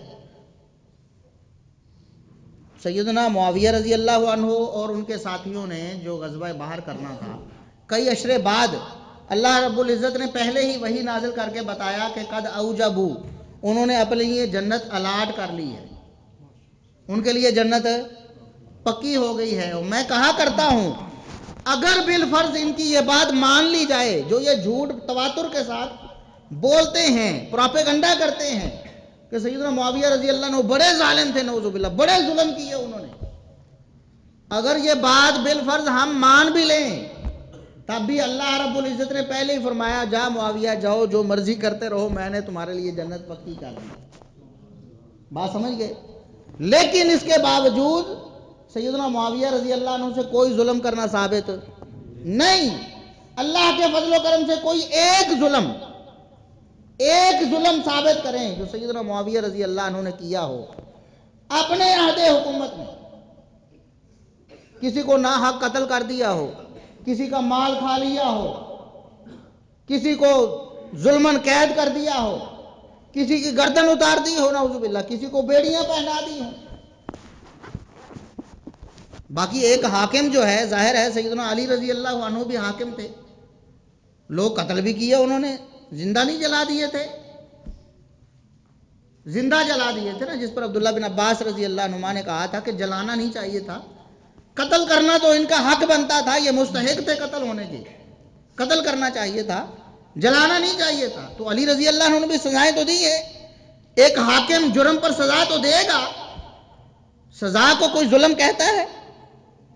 ہمارے ادھر ہمارے ہاں چوروں ڈاکوؤں کو سزا ہوتی تو کوئی کہتا بڑا ظلم کیا فلاں چیف جسٹس نے، فلاں حاکم کے دور میں اتنے قاتلوں کو پھانسی ہوئی، بڑا ظلم ہوا۔ بھئی جرم کو تو دبانا ہوگا، ختم کرنا ہوگا، اللہ کی حدود کو نافذ کرنا ہوگا، اور وہ سیدنا معاویہ رضی اللہ عنہ نے کیا ہے۔ آپ کو یہ ایک مثال صحیح سند سے پیش کریں، کوئی ایک مثال، یہ چیلنج کے ساتھ یہ بات کہہ رہا ہوں، کوئی ایک مثال کہ سیدنا معاویہ رضی اللہ عنہ نے ناحق کسی کو قتل کر دیا ہو، کسی کا مال ہڑپ کر لیا ہو، یا کسی پر ظلم و ستم کیا ہو، کوئی ایک مثال لے کے آئے، اور پھر جھوٹی روایتیں پیش کر کے ایک ماحول بناتے ہیں۔ بڑا افسوس ہوتا ہے کہ ایک طرف دعویٰ یہ ہے کہ صحیح الاسناد صحیح الاسناد، پمفلٹ کے شروع میں بھی اور ہر صفحے پہ صحیح الاسناد کی پٹی چل رہی، اور نیچے گپیں بھی چل رہی ساتھ ساتھ۔ صحیح حدیثوں میں جھوٹی اور من گھڑت روایتیں ملا کر لوگوں کو گمراہ کیا جا رہا ہے، یا بریکٹیں لگائی جا رہی، بریکٹیں لگا کر اور جھوٹی روایتیں پیش کر کے۔ مثال کے طور پر یہ بھائی بھی مجھے پوچھ رہے تھے، کہہ رہے تھے کہ کوئی کہہ رہا تھا کہ صلح حسن کی شرطیں کون سی تھیں، بتائیں جی۔ سیدنا حسن رضی اللہ عنہ نے جب صلح کی تھی، کچھ شرطیں تھیں جن کو سیدنا معاویہ رضی اللہ عنہ نے بعد میں ان پر عمل کیا نہیں، ان پر عمل نہیں کیا، بدعہدی کر دی۔ میں نے کہا لاؤ سند لاؤ، کہاں ہے؟ اچھا انجینئر صاحب کو بھی پتا ہے کہ اس کی کوئی صحیح سند دنیا میں موجود نہیں ہے، انہوں نے کیا چالاکی کی ہے؟ اچھا اوپر ہر صفحے پر وہ جو پمفلٹ انہوں نے لکھا ہے نا 72 احادیث شہدائے کربلا کی یاد میں، تو اس کے ہر پیج پہ اوپر پٹی چل رہی صحیح الاسناد احادیث ہیں، تاریخ کی جھوٹی من گھڑت ضعیف کمزور روایتوں سے یہ پمفلٹ پاک ہے، اور اس فتنے سے بچنا ہے تو اس پمفلٹ کو پڑھو، یہ دعوت ہر پیج پہ ہے۔ اور اسی پمفلٹ کے اندر یہ بات درج ہے کہ سیدنا حسن رضی اللہ عنہ نے جو شرطیں رکھی تھی نا، ان میں سے ایک شرط یہ تھی کہ اپنے بعد کسی اور کو آپ نے نامزد نہیں کرنا، اپنے بعد آپ نے کسی کو نامزد نہیں کرنا، یہ شرط تھی۔ اور سیدنا معاویہ رضی اللہ عنہ نے یہ شرط توڑ دی کہ اپنے بیٹے کو نامزد کر دیا۔ اس کی کوئی صحیح سند دنیا میں موجود، یہ اتنی بڑی گپ ہے، یہ جھوٹ ہے، بہتان ہے، ایسی کوئی بات نہیں۔ اگر ایسی کوئی بات ہوتی، اللہ کی قسم سیدنا معاویہ رضی اللہ عنہ اس پر عمل کر کے دیا، ایسی کوئی بات کوئی شرط نہیں تھی۔ اب صحیح الاسناد کا جو ایک پروپیگنڈا ہے، اس کے تحت جو لوگوں کو جھوٹ ٹرانسفر کیے جا رہے ہیں نا دھڑا دھڑ، اس میں سے یہ بھی ایک جھوٹ ہے۔ لوگوں کو بتاتے ہیں جی یہ لوگ بے سند باتیں بتاتے ہیں، ہم صحیح الاسناد بتاتے ہیں، ہم کہتے ہیں کہ صلح حسن کی جو شرائط صحیح الاسناد پیش کریں۔ اب کیا کہتے ہیں جی فتح الباری میں لکھی ہوئی ہیں یہ شرطیں، اور بھئی فتح الباری میں اور بہت کچھ لکھا ہوا، آپ مانتے ہو فتح الباری کی ہر بات کو؟ جب آپ کا نعرہ یہ ہے کہ صحیح الاسناد، اور ہونا چاہیے، بالکل ہونا چاہیے، اور صرف نعرہ نہیں عمل بھی ہونا چاہیے، تو صحیح الاسناد لے کے آئیں۔ ایسی کوئی شرط صحیح سند سے دنیا میں ثابت نہیں۔ اب پروپیگنڈا یہ ہے کہ جی بدعہدی کر دی، اور جو صلح حسن کی شرائط تھیں انہیں پامال کر دیا، وہ شرائط بعد میں ان پر عمل نہیں کیا، حالانکہ اللہ کی قسم ایسی کوئی شرط وہاں پاس ہوئی نہیں، پیش بھی نہیں ہوئی، پاس ہونا تو دور کی بات، ایسی شرط رکھی بھی نہیں گئی۔ اس طرح کے پروپیگنڈے پھر کیے جاتے ہیں لوگوں کو گمراہ کرنے کے لیے۔ تو ہماری دعوت فکر ہے کہ آپ لوگ علماء سے رابطہ رکھیں اور علماء سے پوچھیں کہ ان باتوں کی حقیقت کیا ہے۔ اچھا یہ جو صلح حسن کی شرائط کا افسانہ ہے، یہ سراسر تاریخی ہے، اس کو اپنا دین ایمان سمجھ کر آگے پھیلا رہے ہیں صحابہ کرام سے بدزن کرنے کے لیے، لیکن ایک بات جو بالکل صحیح سند سے ائمہ دین نے نقل کی ہے، اس کا تو ایک تاریخی روایت ہے، اس کو کہہ کر جھٹلا رہے ہیں۔ اور یہ ہمیں تاریخ سے روایتیں لا کے دیتے ہیں کہ جی وہ جناب جی حضرت عائشہ کہتی تھی میری زندگی بھی معاویہ نوں لگ جائے اس نے تہاڈی اسی بھی دسدی ہے کہ روایتاں کس نے کڑیاں ہونیاں نے. اس کو کیا کہہ کر جھٹلا رہے ہیں کہ یہ تاریخی روایت ہے جی، ہم نہیں مانتے اس تاریخی روایت، حالانکہ اس کی صحیح سند موجود ہے. اب وہ روایت کون سی ہے؟ سیدہ عائشہ رضی اللہ عنہا وہ فرماتی ہیں کہ میری یہ خواہش اور تمنا تھی کہ اللہ رب العزت میری عمر بھی معاویہ کو لگا دے. یہ فضیلت ہے نا، معاویہ رضی اللہ عنہ کی تو ہضم نہیں ہوئی. اچھا، اس کو رد کرنے کا کتنا بھونڈا انداز ہے کہ تو یہ ایک تاریخی روایت ہے جی. تاریخی روایت ہے بھائی، تاریخی روایت کیا جھوٹی ہوتی ہے؟ کیا صحیح بخاری میں تاریخی روایتیں نہیں ہیں؟ تاریخ کا مطلب یہ ہے کہ کسی واقعے یا کسی قصے کی طرف اس میں بات ہو، اشارہ ہو یا بتایا گیا ہو، اسے تاریخی روایت کہتے ہیں نا. تو کیا یہ جنگ جمل اور صفین اور یہ جو واقعات ہیں صحیح بخاری وغیرہ میں یا پھر وہ مصنف ابن ابی شیبہ میں، تو کیا وہ تاریخی روایتیں نہیں ہیں؟ محدثین نے تو تاریخ اور حدیث میں کوئی فرق نہیں کیا. تاریخ بھی سند کے ساتھ، حدیث بھی سند کے ساتھ، اور حدیث میں بھی تاریخ اور تاریخ میں بھی حدیثیں. آپ پڑھ کے دیکھ لیں، محدثین کی تاریخیں پڑھ کے دیکھیں، آپ کو حدیثیں بھی ملیں گی، اور محدثین کی حدیث کی کتابیں پڑھ کے دیکھیں آپ کو تاریخ بھی ملے گی. محدثین نے سند کو دیکھا ہے، تاریخ اور حدیث میں سند کے علاوہ کوئی فرق کیا نہیں. جس کی سند ہے وہ تاریخ بھی ہے تو ٹھیک ہے، اور جس کی سند نہیں وہ جھوٹ کا پلندہ ہے، چاہے نبی پاک صلی اللہ علیہ وسلم کی طرف منسوب. کہتے تاریخ کی روایت ہے. اب وہ میں روایت بھی آپ کو پڑھ کے سناتا ہوں، اس کی سند بھی آپ کو بتاتا ہوں. اب محدث ہیں ابو عروبہ الحرانی رحمۃ اللہ علیہ، 318 ہجری میں فوت ہوئے ہیں. 318 ہجری میں فوت ہوئے ہیں، مشہور محدث ہیں. اور میں آپ کو بتاؤں، جس کو یہ تاریخ کی بات کہہ کے رد کر رہے ہیں نا، ابو عروبہ الحرانی رحمۃ اللہ علیہ امام ابن حبان کے بھی استاد ہیں اور امام طبرانی کے بھی استاد ہیں. امام ابن حبان، صحیح ابن حبان کا نام سنا ہے نا آپ نے؟ امام ابن حبان، صحیح ابن حبان میں سینکڑوں حدیثیں اسی ابو عروبہ الحرانی سے لے کر آئے. مشہور محدث ہیں. طبرانی میں بھی، امام طبرانی رحمۃ اللہ علیہ اپنی کتابوں میں ابو عروبہ الحرانی سے روایتیں لے کے آتے ہیں، یہ ان کے استاد ہیں. اسی طرح امام ابن سنی ہیں، ایک بڑے مشہور امام ہیں، عمل الیوم واللیلہ ان کی کتاب ہے، یہ آپ دعاؤں کی کتابوں میں اکثر اس کا حوالہ پڑھیں. امام ابن سنی کے بھی استاد ہیں، امام ابو شیخ الاصبہانی کے بھی استاد ہیں، بڑے بڑے محدثین کے استاد ہیں. اور صحیح ابن حبان میں اور طبرانی میں ان کی حدیثیں موجود ہیں. وہ امام ہیں، انہوں نے ایک کتاب لکھی ہے الطبقات کے نام سے، پھر اس کا اختصار کیا کسی نے، محدث نے، تو وہ ہے المنتقى من کتاب الطبقات لابی عروبہ الحرانی. اس میں صفحہ نمبر 41 پر امام ابو عروبہ نے سند بیان کر کے یہ روایت بیان کی ہے. وہ کہتے ہیں حدثنا ابو موسیٰ و ہلال بن بشر، ہمیں ہمارے استاد ابو موسیٰ اور ہلال بن بشر نے یہ روایت بیان. یوں سمجھیں کہ یہ صحیح ابن حبان میں اگر روایت آتی تو ایک واسطہ زیادہ ہوتا جو امام ابو عروبہ اپنی کتاب میں پیش کر رہے ہیں. اگر امام ابن حبان اس کو لیتے تو ابو عروبہ کے واسطے سے لیتے، تو ابو عروبہ کا واسطہ کم ہو گیا نا، انہوں نے اپنی کتاب میں یہ روایت درج کر دی. اب ابو موسیٰ اور ہلال بن بشر دونوں ثقہ راوی ہیں، دونوں ثقہ راوی ہیں. وہ دونوں بیان کرتے ہیں قالا حدثنا محمد بن خالد بن اسما تھا، محمد بن خالد بن اسما نے ہمیں حدیث بیان کی. یہ بھی ثقہ صدوق راوی، حسن الحدیث راوی ہے. وہ بیان کرتے ہیں حدثنی سلیمان بن بلال، مجھے یہ حدیث سلیمان بن بلال نے بیان کی. صحیح بخاری کا راوی سلیمان بن بلال ثقہ راوی ہے.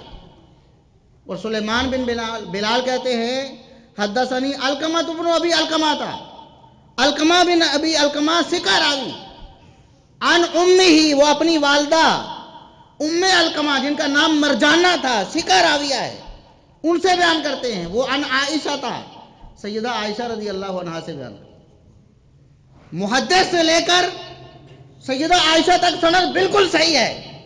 کسی میں جرأت ہے، ہمت ہے، کسی ایک راوی پر نام میں نے لے دیے ہیں اور ہم اس کی سند بھی انشاءاللہ سکین بھی لگائیں گے جب یہ ویڈیو اپلوڈ ہوگی نا انشاءاللہ ہمارے چینل پہ، اصل کتابوں کے سکین بھی لگیں گے، ترجمے کے نہیں، اصل کتابوں کے اوریجنل بکس، ان کے ریفرنس ہم اصلی سکین پیش کریں گے۔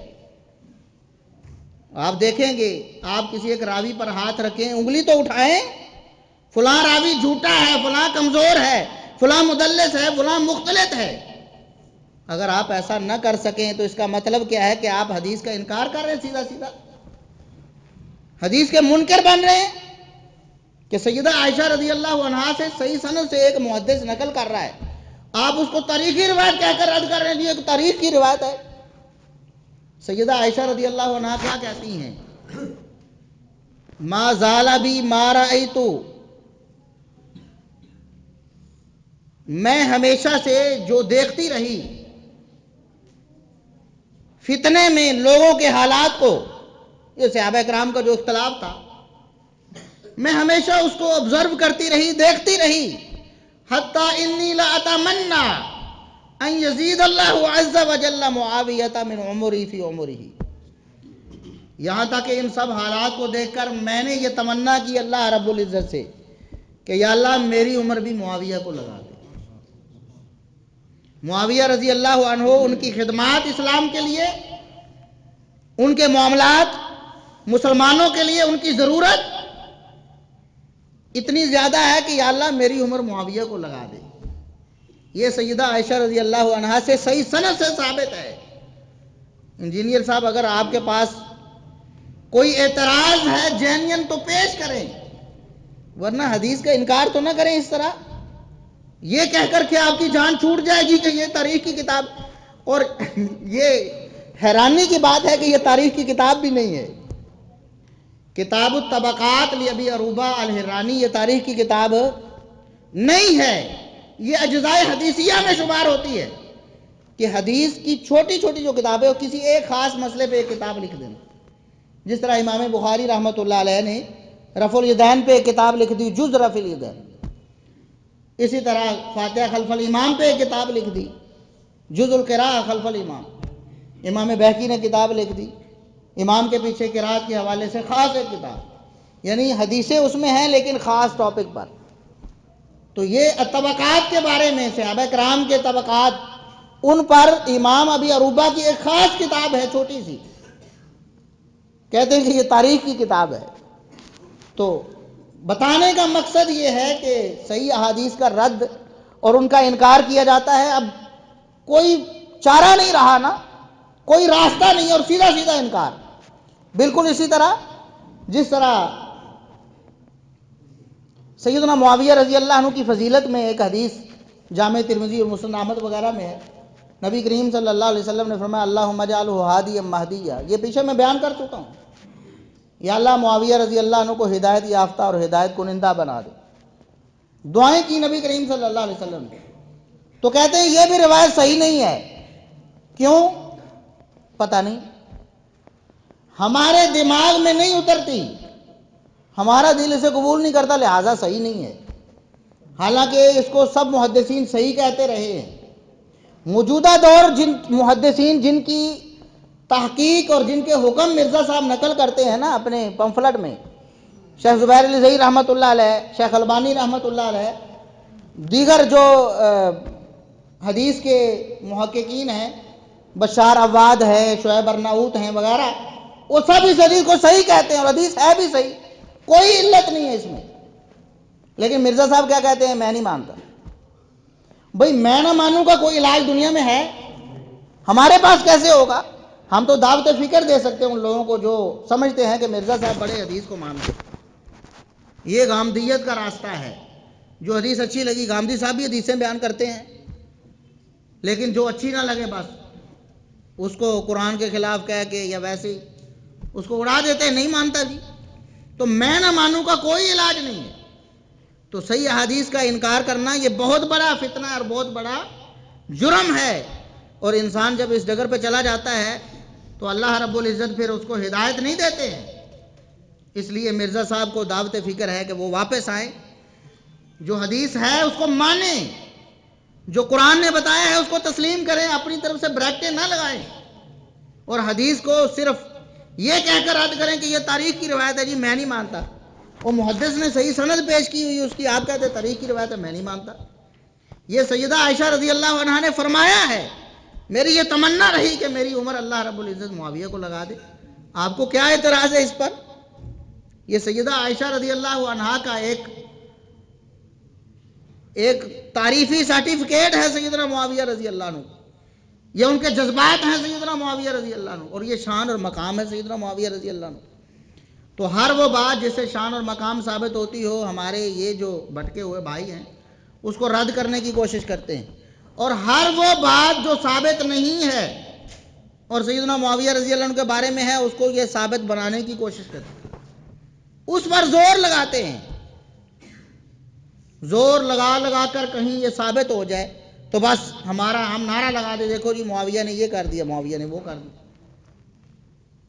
اب سنن ابی داؤد کی وہ حدیث بہت زیادہ اس کو پیش کرتے ہیں، بلکہ آپ سمجھیں سر فہرست ہے، وہ حدیث سب سے پہلے پیش کرتے ہیں، دیکھو جی معاویہ رضی اللہ عنہ ایسے تھے، وہ تو اہل بیت کے دشمن تھے، وہ تو حسن رضی اللہ عنہ کے خلاف تھے، وہ تو حسین رضی اللہ عنہ کے خلاف تھے، فلاں تھے فلاں۔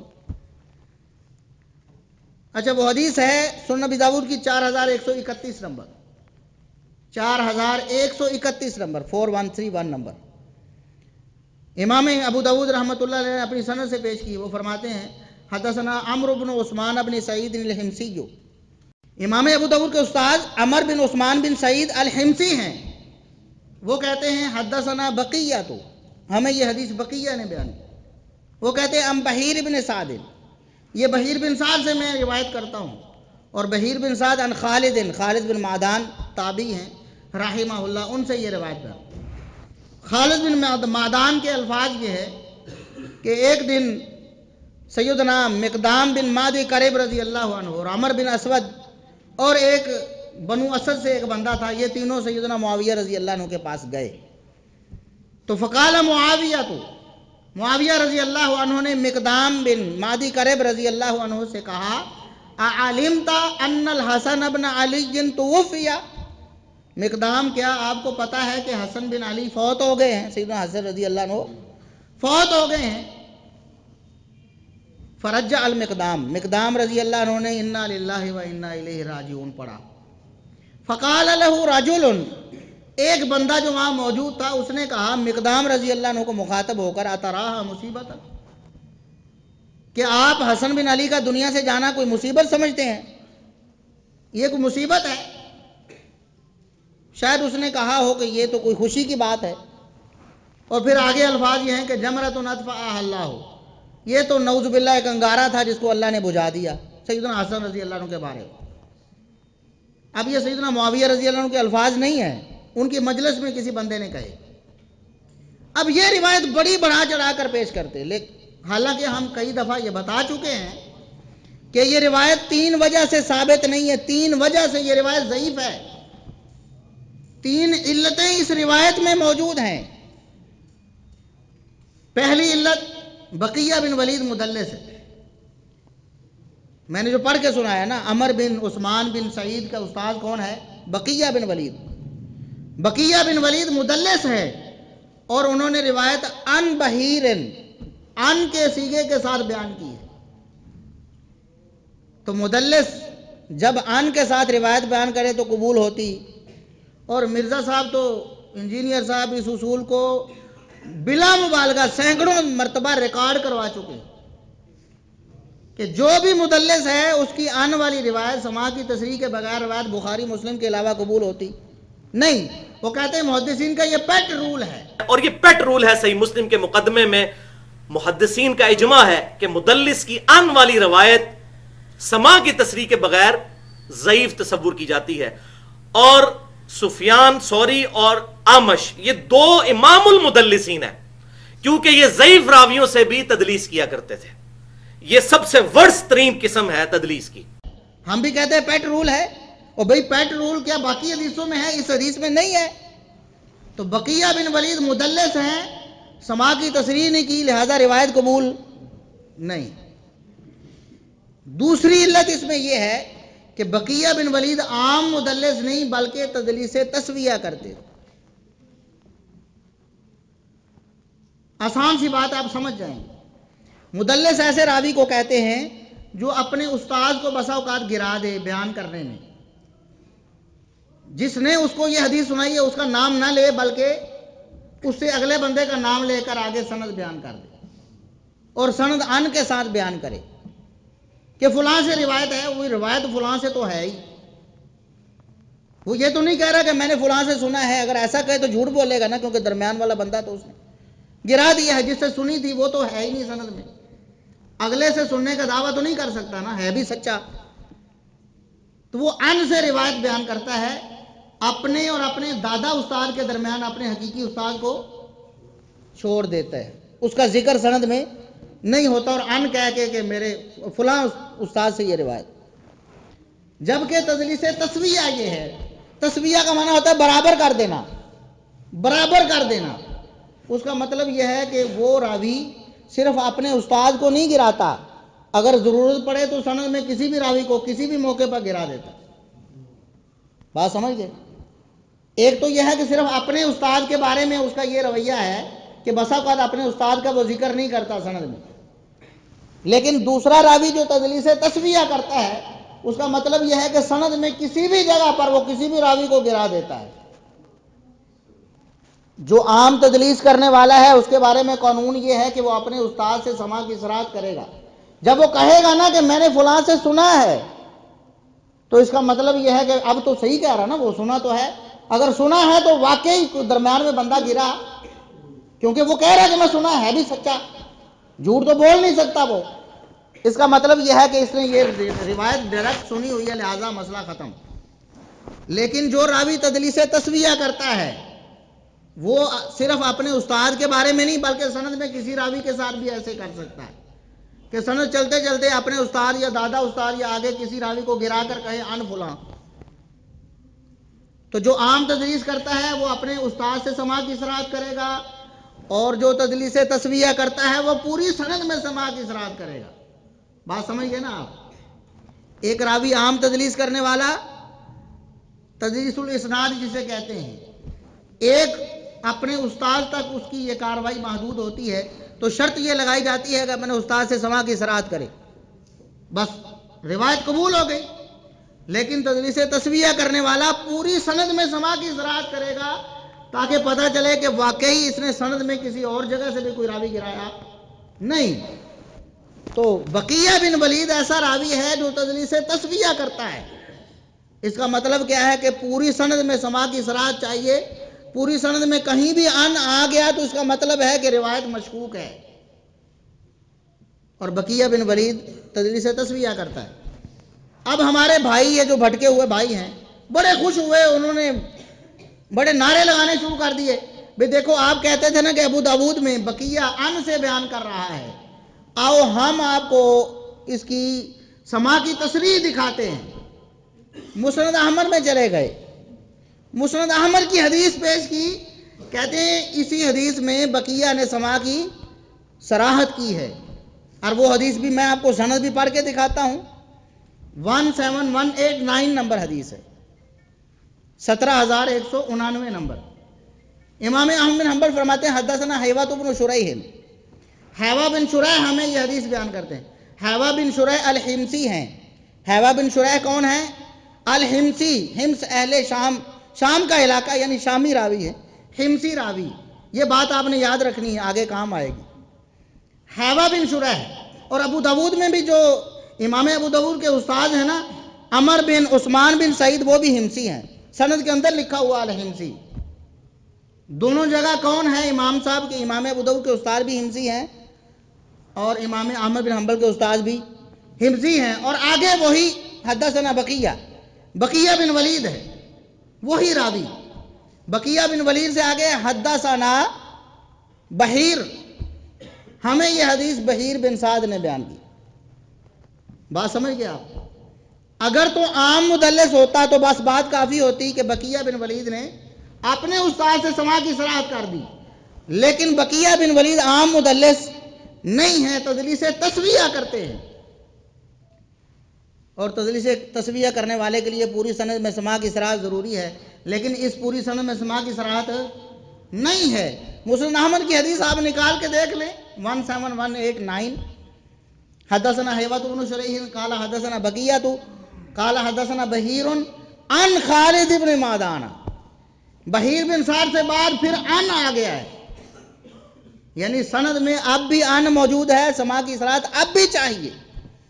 وہ کہتے دیکھو جی آپ تو حدیث مانتے نہیں جی، آپ نے تو حدیث ماننی نہیں ہے، چونکہ معاویہ کا آپ نے جھوٹا دفاع کرنا ہے نا، اس لیے اس حدیث کو ایسے ہی ضعیف کہہ رہے ہیں. دیکھو علامہ البانی صاحب نے بھی اس کو صحیح کہا، شیخ زبیر الزئی صاحب نے بھی صحیح کہا، آپ کو ان سے بڑے محقق بن گئے ہو. ہم کہتے ہیں ہم ان سے بڑے محقق نہیں ہیں، لیکن جن کی بات ہم آپ کے سامنے پیش کرتے ہیں وہ تو ان سے بڑے ہیں نا. اور جو امام بخاری اور مسلم اور اس دور کے محدثین ہیں، امام ابو حاتم رازی جیسے جو امام بخاری کے بھی استاذ ہیں، وہ تو ان محققین سے بڑے ہیں کہ نہیں. اچھا، بقیہ بن ولید تدلیس تسویہ کرتا ہے، کیا یہ کوئی الزام ہم نے اپنی طرف سے بنا لیا ہے کہ ہم معاویہ رضی اللہ عنہ کو جھوٹا دفاع کرنا چاہتے ہیں اور یہ ہم نے بنا لیا؟ میں 10 حوالے صرف اس مجلس میں پیش کرنے لگا ہوں، 10 محدثین کے حوالے، ویسے تو 20 بھی پیش کیے جا سکتے، ہمارے پاس لکھے بھی ہوئے موجود ہیں 20 حوالے، لیکن یہاں 10 پیش کروں گا. 10 محدثین کے حوالے ان کی کتابوں سے یا دیگر محدثین نے معتبر سند کے ساتھ یا ان کی کتابوں سے نقل کیا کہ انہوں نے کہا کہ بقیہ بن ولید تدلیس تسویہ کرتا ہے، اور تدلیس تسویہ کرنے والے کو پوری سند میں سماع کی صلاح چاہیے ہوتی ہے. پہلا حوالہ امام ابو حاتم الرازی رحمۃ اللہ علیہ، جو امام بخاری و مسلم کے اساتذہ میں شمار ہوتے ہیں. امام ابو حاتم الرازی بہت بڑے محدث ہیں.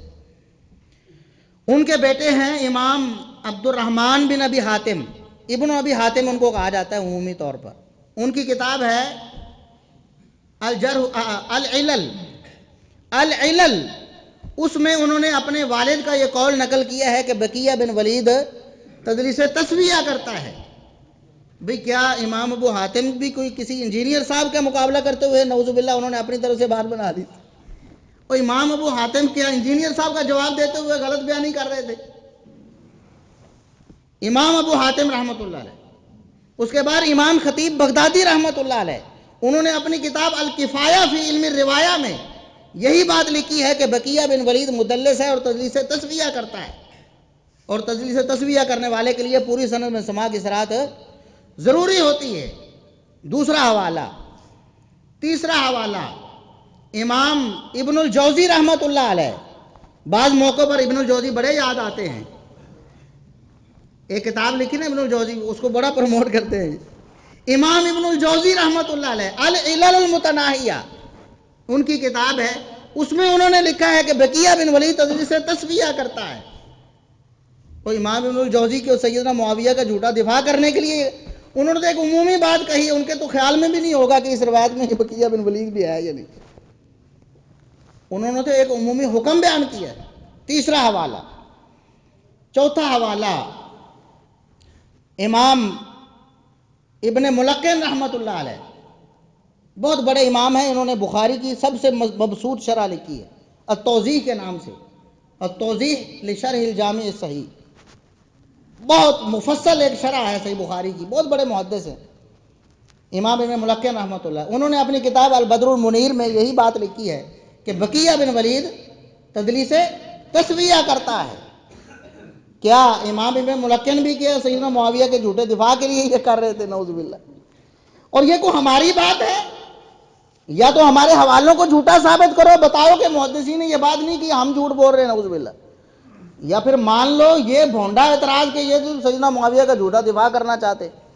یہ دفاع ہم نے کیا ہے، محدثین نے یہ حکم لگایا بقیہ بن ولید پر.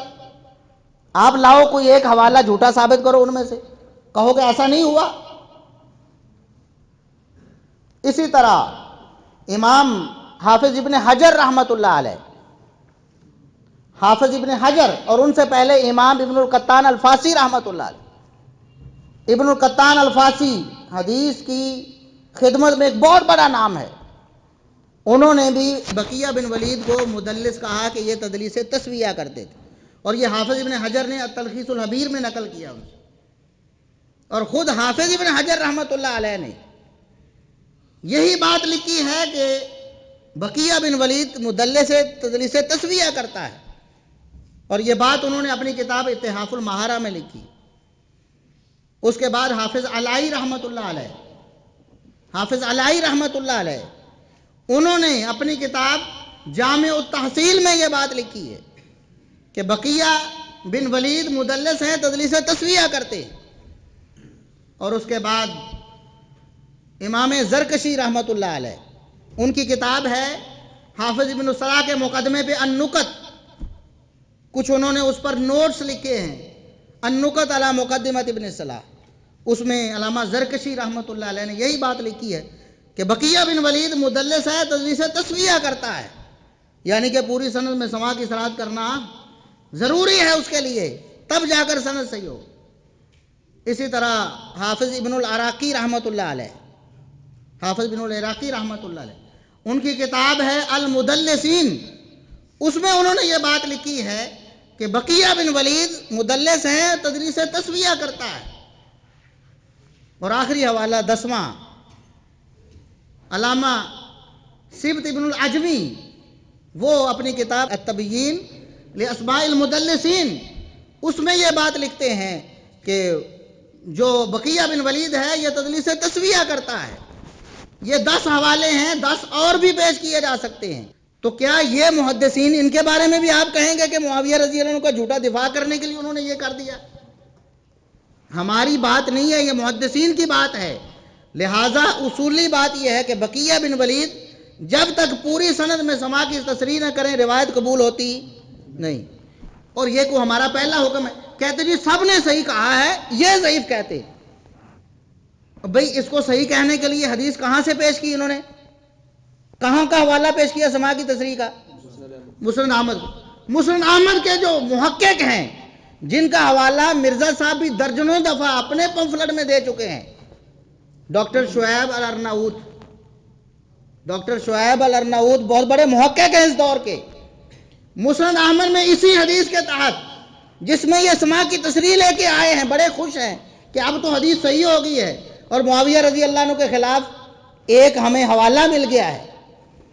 اسی حدیث کے نیچے جو مسند احمد الرسالہ والوں نے شائع کی ہے نا، مؤسسۃ الرسالہ والوں نے 50 جلدوں میں، یہی حدیث 17189 نمبر اس کے حاشیے میں دیکھیں، وہ کہتے ہیں اسنادہ ضعیف، اس کی سند کیا ہے؟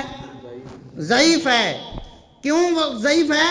بقیہ بن ولید مدلس ہے، ویسوی تدلیس تسویہ کرتا ہے، ولم یبین سماع تصریح سماعی، اس نے اپنے سماع کی تصریح پوری سند میں نہیں کی ہے۔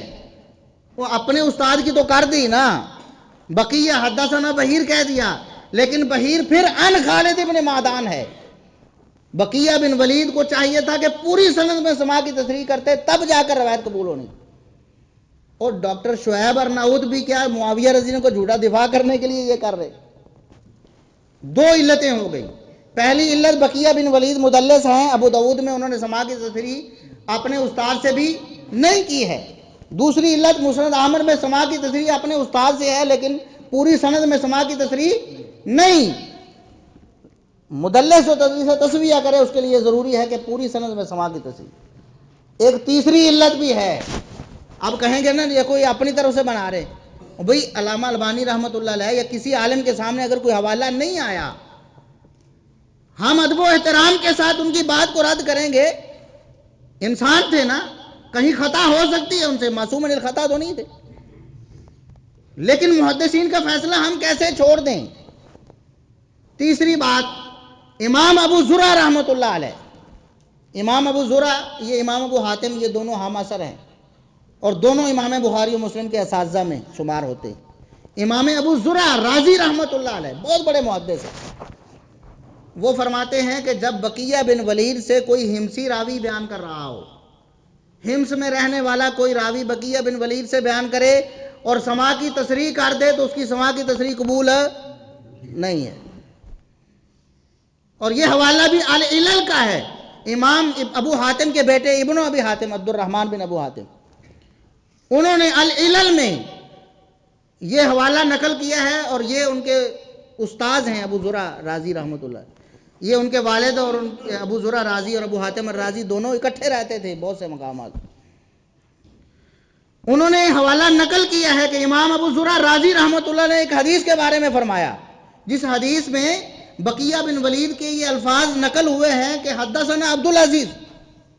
امام ابو زرع رازی کہتے ہیں کہ اگرچہ اس روایت میں بقیہ بن ولید سے حدثنا کا لفظ منقول ہے، لیکن لم یسمع ھذا الحدیث من عبد العزیز، یہ حدیث بقیہ نے خود عبد العزیز سے سنی نہیں. کہتے سند میں تو حدثنا آیا پڑا ہے، پھر سنی کیوں نہیں؟ کہتے ہیں لِأَنَّهُ عَنْ أَهْلِ حِمْصَ، یہ روایت اہل حمص سے مروی ہے. وَأَهْلُ حِمْصَ لَا يُمَيِّزُونَ هَذَا، اہل حمص اس سماع کی تصریح یا عدم تصریح کی تمیز نہیں کرتے تھے. لہٰذا جب اہل حمص بقیہ بن ولید سے سماع کی تصریح نقل کریں گے تو وہ قبول ہوگی نہیں. اب امام ابو زرع رازی رحمۃ اللہ علیہ بھی کیا سیدنا معاویہ کا جھوٹا دفاع کرنے کے لیے ایسا کرتے تھے؟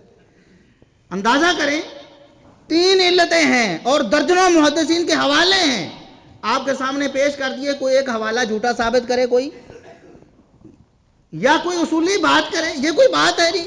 دیکھو جی البانی صاحب نے صحیح کہا تو یہ کیوں؟ خود علامہ البانی رحمۃ اللہ علیہ کی صحیح کردہ کتنی حدیثوں کو انہوں نے رد کیا انجینئر صاحب، اور یہ کہہ کر رد کیا کہ علامہ البانی صاحب نے اس کو حسن کیا ہوا ہے لیکن ان کا قول باطل ہے، میں نہیں مانتا. لہٰذا یہ آپ صلی اللہ علیہ وسلم کا فرمان ہی نہیں ہے، یہ روایت ہی جعلی ہے، اور اصول محدثین پر بھی یہ روایت جعلی ہے. اور اس حوالے سے جو شیخ البانی نے اسے حسن کہہ دیا، وہ ضعیف جمع ضعیف کا فارمولہ لگا گئے اور حسن بصری کی تدلیس سے صرف نظر کر کے بالکل ان کا موقع باطل ہے، یہ بالکل فٹ نہیں بیٹھتی. اور آپ جیسا انجینئر جس کا علم دین سے کوئی تعلق نہیں وہ رد کر سکتا ہے، تو ہم اور رد کیسے کرنا؟ بونڈے انداز سے، بغیر دلیل کے. جس طرح میں نے بتایا کہ علامہ البانی رحمۃ اللہ نے حدیث کو صحیح کہا، سارے محققین نے صحیح کہا، شیخ زبیر الزئی رحمۃ اللہ علیہ نے، ڈاکٹر شعیب سب نے صحیح کہا کہ نبی پاک نے سیدنا معاویہ کے لیے دعا کی کہ اللہ انہیں ہادی و مہدی بنا دے. سب نے صحیح کہا، لیکن یہ انجینئر صاحب کہتے ہیں میں نہیں مانتا، یہ جھوٹ ہے، یہ فٹ ہی نہیں بیٹھتی تھی، فٹ ہی نہیں بیٹھتی، آپ کے دماغ میں فٹ نہیں بیٹھتی. سبحان اللہ. اور ہم تو اللہ کے فضل و کرم سے متقدمین ائمہ کے حوالے پیش کر کے اصولی طور پر ایک حدیث کو ضعیف ثابت کر رہے ہیں، اور آپ یہ پروپیگنڈا کرتے ہیں جی بس سیدنا معاویہ کا جھوٹا دفاع کرنے کے لیے ایسا کرتے ہیں. تو اللہ کے فضل و کرم سے ہم نے ہمیشہ اصولی بات کی ہے، دلائل کے ساتھ بات کی ہے، اور ہم اب بھی دعوت فکر دیتے ہیں. انجینئر صاحب ہمارے ساتھ بیٹھے ہیں، ہمارا ان سے کیا جھگڑا ہے سوائے اس کے کہ ہم سمجھتے ہیں کہ وہ گمراہی کی طرف جا رہے ہیں، وہ غلطی پر ہیں. ہم انہیں دعوت فکر دیتے ہیں، انہیں راہ حق کی طرف بلاتے ہیں، وہ ہمارے ساتھ بیٹھیں، بیٹھ کر بات کریں، ہم انہیں بتائیں کہ آپ کی یہ غلطی ہے، اس کو وہ درست کریں. اگر وہ چاہتے ہیں اور سمجھتے ہیں کہ شاید لوگوں کے سامنے بیٹھنے سے میری سبکی ہوگی کیونکہ میں جواب نہیں دے پاؤں گا، میں وہاں پر خاموش ہونا مجھے پڑے گا، ہم کہتے ہیں ہمیں تنہائی سے مل لے، ہم خیر خواہی کرنا چاہتے ہیں آپ کی.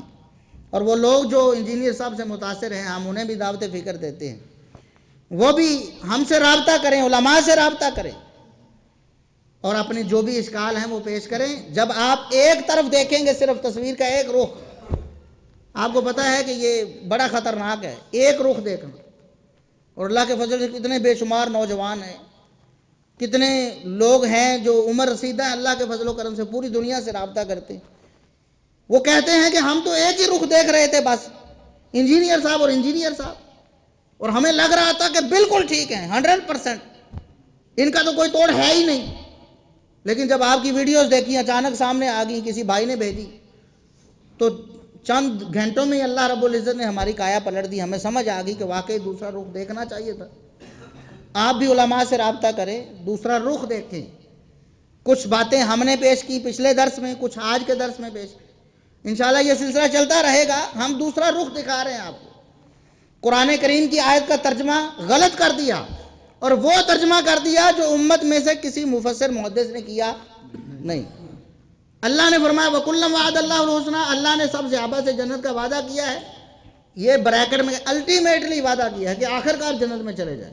وَكُلًّا وَعَدَ اللَّهُ الْحُسْنَىٰ، لیکن نبی کی صحبت کی برکت سے الٹیمیٹلی اللہ تعالیٰ نے سب کے ساتھ اچھا وعدہ کیا ہوا ہے. اِنَّا لِلَّهِ وَإِنَّا، اندازہ کریں کہ یہ آیت ابو بکر و عمر سے لے کر ادنا سے ادنا صحابی، ہر صحابی کے لیے ہے، اور ہر صحابی کے لیے مشکوک بنا دیا، کہتے آخر کار جنت میں چلے۔ اور پھر صحابہ کرام کا امتیاز کیا ہے؟ آخر کار تو ہر موحد مسلمان نے چلے جانا ہے، ہم نے بھی انشاءاللہ آخر کار جنت میں چلے جانا ہے نا۔ اور اللہ رب العزت کرے، اللہ رب العزت ہمیں شروع میں ہی جنت میں بھیج دے۔ ہمارے اعمال تو ایسے نہیں ہیں، لیکن ہمارے بارے میں احتمال ہے نا، ہو سکتا ہے اللہ رب العزت ہمیں جہنم سے بچا لے، ہو سکتا ہے ہمیں کسی گناہ کی سزا کاٹنی پڑے۔ تو پھر صحابہ کرام کا امتیاز کیا ہے جن کے بارے میں اللہ فرماتا ہے فتح سے پہلے مسلمان ہونے والے ہوں، جہاد کرنے والے ہوں، انفاق فی سبیل اللہ کرنے والے ہوں، یا فتح کے بعد کرنے والے ہوں، کل وعد اللہ الحسنی، اللہ نے سب سے جنت کا وعدہ کیا ہے۔ اگر وہ وعدہ ہمارے جیسا ہی ہے تو ان کا امتیاز کیا ہوا؟ اور یہ ترجمہ کسی نے نہیں کیا، مرزا صاحب نے اپنی طرف سے کر لیا جن کو ترجمہ آتا ہی نہیں۔ اور پھر حدیثیں، انکار سیدنا معاویہ رضی اللہ عنہ کے جنتی ہونے کا حدیثوں سے، وہاں بھی اللہ کے فضل و کرم سے ہم نے ہر بات کو دلیل سے ثابت کیا ہے، لاجیکلی بھی ثابت کیا ہے کہ اگر آپ یہ کہیں گے تو پھر آپ کے پاس کیا رہ جائے گا۔ اور پھر ہم نے دلائل اس بات پہ بھی دیے ہیں سیدنا معاویہ رضی اللہ عنہ کے بارے میں جو جھوٹا پراپیگنڈا کیا جائے۔ انشاءاللہ یہ سلسلہ چلتا رہے گا، آگے بھی بہت سے پراپیگنڈے ہیں، اور یہ بہت بڑا پراپیگنڈا تھا ایک۔ سب سے پہلے جی ابو داؤد کی 4131 نمبر حدیث دیکھ لی بھی، حدیث تو ضعیف ہے۔ مسند احمد میں سما کی تصریح ہے، دیکھ لی نا آپ نے۔ اور وہاں مسند احمد میں جہاں سما کی تصریح ہے وہاں ہی محقق نیچے لکھ رہا ہے کہ اس کی سند ضعیف ہے، وہ لوگوں کو نہیں بتائیں گے اور کہیں گے جی محققین نے تو اسے صحیح کہا ہے۔ کیا شعیب ارناؤت اب محقق نہیں ہے جو آپ کے پمفلٹ میں درجنوں دفعہ محقق بنے تھے؟ اس حدیث میں وہ محقق نہیں ہے۔ اور پھر ہم نے متقدمین محدثین سے حوالے نقل کیے کہ بقیہ بن ولید تدریس تسویہ کرتے ہیں، تدریس تسویہ کے لیے پوری سند میں سما کی صراحت ضروری۔ اور پھر تیسری بات یہ ہے امام ابو زرع رازی رحمۃ اللہ علیہ نے جو بتائی، اور وہ انہوں نے کسی اور حدیث کے بارے میں کہی ہوئی ہے، یہ نہیں کہ اس حدیث میں معاویہ رضی اللہ عنہ کا دفاع کرنے کے لیے انہوں نے یہ بات کر دی، وہ کسی اور حدیث میں عبدالعزیز نامی راوی ہے، اس سے حدثنا کے لفظ ہیں، وہ کہتے ہیں کہ اہل حمص کا حدثنا بقیہ سے ہم قبول کریں گے نہیں، کیونکہ وہ اس طرح کا فرق نہیں کرتے تھے یا اس کو وہ ملحوظ خاطر نہیں رکھ سکے۔ ہم تو اللہ کے فضل و کرم سے دلیل اور برہان سے بات کرتے ہیں۔ اللہ رب العزت سے دعا ہے کہ اللہ رب العزت ہمیں ہمیشہ حق پر گامزن رکھے، پوری زندگی اللہ رب العزت ہمیں ہدایت پر رکھے، صحابہ کرام کی محبت پر رکھے، ہمیں موت آئے حق پر، صحابہ کرام کی محبت پر، اہل بیت کی محبت پر۔ اللہ رب العزت ہمیں حشر میں اور جنت میں بھی صحابہ کرام کے ساتھ اور اہل بیت کے ساتھ نبی کریم صلی اللہ علیہ وسلم کے پاس جمع فرمائے۔ وآخر دعوانا الحمدللہ رب العالمین۔